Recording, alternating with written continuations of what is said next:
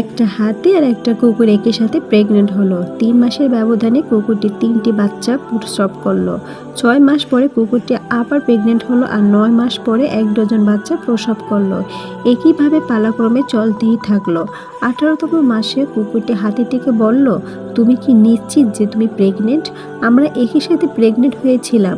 এর মাঝে আমি 3 বারে ডজন খানিক বাচ্চা প্রসব করেছি আর সেগুলো এখন প্রাপ্ত বয়স্ক হয়ে গেছে, কিন্তু তুমি এখনও প্রেগনেন্ট।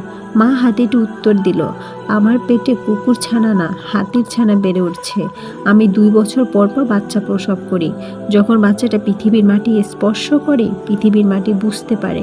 যখন বাচ্চাটা বড় হয়ে রাস্তা পার হয়, লোকজন দাঁড়িয়ে অবাক হয়ে দেখে।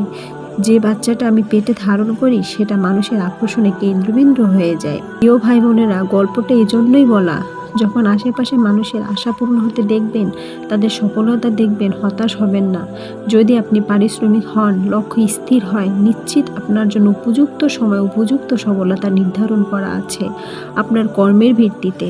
যখন আপনার জন্য বরাদ্দ সেই মুহূর্তে আপনার সফলতা আসবে, পৃথিবী আপনার কাজের দিকে মুগ্ধ চোখে তাকাবে। অপেক্ষা করুন, পরিশ্রম করুন, লক্ষ্যে অটুট থাকুন, সফলতা আসবেই ইনশাআল্লাহ।